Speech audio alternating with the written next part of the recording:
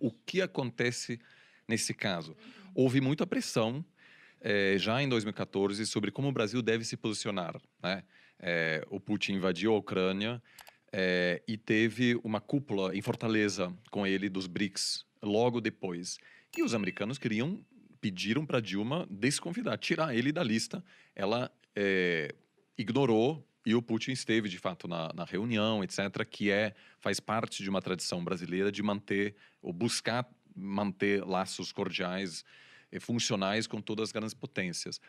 Mas uma coisa eu acho importante notar, inclusive para investidor, né, que se preocupa com risco político, etc., que a gente está vivendo uma fase de transição de um cenário mais unipolar com uma grande potência que, de certa maneira, congelou questões grandes geopolíticas, porque os Estados Unidos tinham tanto poder que não havia espaço para a Rússia fazer algo assim.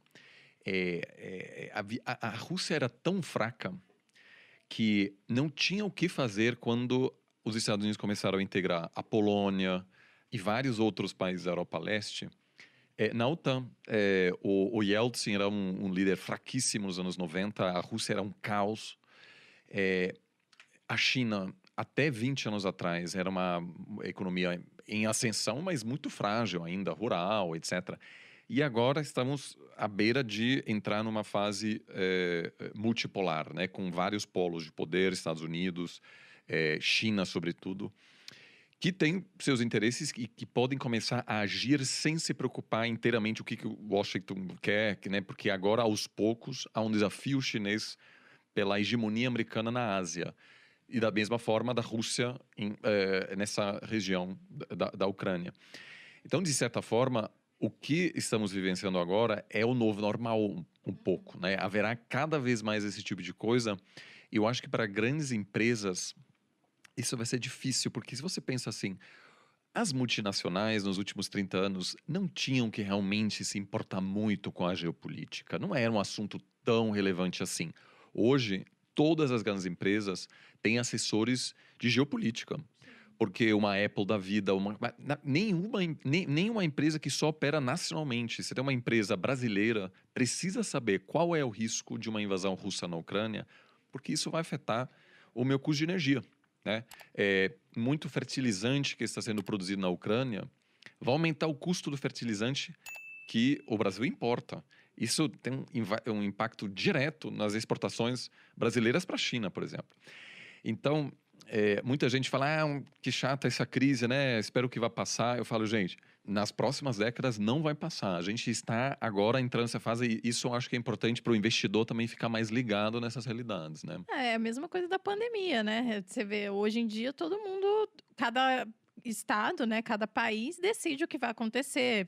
Fecha o território, abre o território. Então, todo mundo tem que estar ligado em relação a isso. Acho que a gente entrou no século XXI, né, do 2001, quando começa, a gente começa nesse novo capítulo, nessa nova história, nesse novo momento onde está todo mundo muito conectado. As coisas afetam todos os lugares.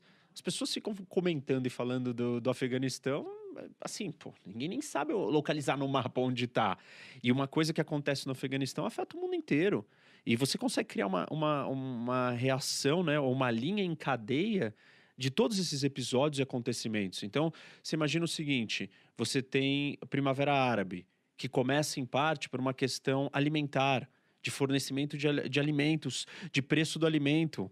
E aí isso afeta revoluções ou insatisfações populares. Insatisfações populares levaram a uma guerra ou várias guerras. Uma dessas guerras na Síria cria o nascimento de uma mega organização terrorista internacional fundamentalista, que é o Estado Islâmico, e uma crise de refugiados gigantesca, que chegam e entram dentro da Europa, e isso muda o cenário político europeu, com a criação ou com a discussão do Brexit. E do Brexit, a ascensão de partidos de ultradireita, xenofóbicos, anti-imigração. Você muda o contexto político inteiro, surge um Trump. Você percebe como uma coisinha aqui, ela vai criando. E essa linha, ela continua. E agora ela está aqui. E estamos falando da Ucrânia e tive que trazer a China porque tá ligado e vai ser ligado, como o Oliver colocou muito bem. Nós vamos assistir o tempo inteiro, esses episódios vão ser assim. O que me preocupa é as pessoas acharem, não, calma, ninguém quer brigar. Porque todo mundo ganha dinheiro junto. Só que dentro, o pensamento da política, ele não é econômico. O dinheiro é uma ferramenta para você conseguir outras coisas. E não é só se eu ganho dinheiro, porque Primeira e Segunda Guerra Mundial existia uma integração econômica gigante, esses países se destruíram. E isso vai acontecer, inevitavelmente, se a gente tiver essa disputa de poder por quem vai sentar no topo da hegemonia.